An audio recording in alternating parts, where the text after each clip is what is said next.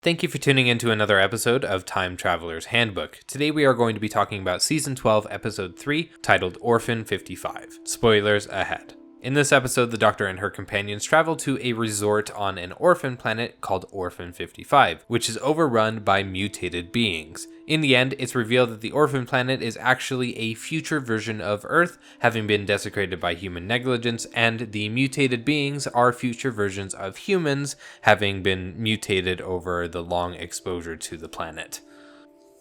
This episode, I will not be the first to say, was quite on the nose about its agenda that it was trying to push. Despite that, this does bring up an interesting point about the structure of the Doctor Who universe, specifically how alternate timelines are able to work. And so that's why we are talking about it today. We've previously talked that timelines are created when key events are changed over the course of history.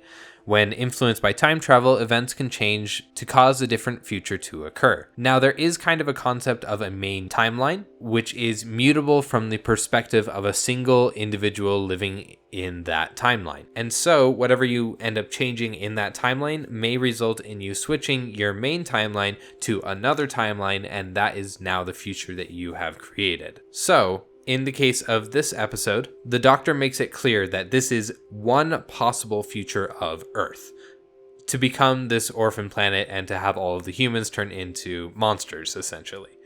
What this actually means is that per the main timeline that our main characters are in, this is the future that they will experience, assuming no key points are changed from then on out.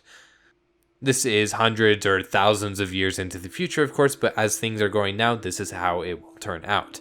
And we know this because you can only time travel within the main universe that you are currently in. Traveling to alternate timelines takes a lot of energy to do, and it's very, very difficult for the TARDIS to be able to pull that off. There's one more thing I want to talk about with this, and it's about kind of the time cops, time police idea. It's not really explored here, but it is something that I thought about when I was thinking about this episode.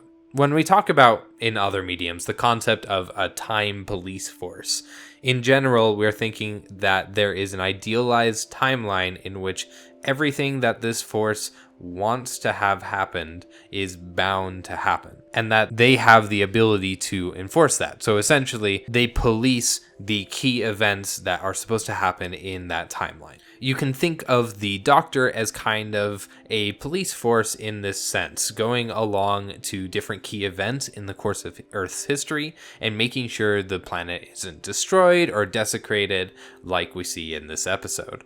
While the main timeline maintains this to be true, along with all the other travels of the Doctor being something that exists in this timeline, it does mean that every time the Doctor travels to a place, there is a timeline in which the Doctor did not arrive and change the events that occurred, most likely destroying the planet or ending an invasion or something to that vein. That's it for this episode. Next time, we're going to be talking about Fugitive of the Judoon, one of the best episodes of Season 12. As always, thank you for listening.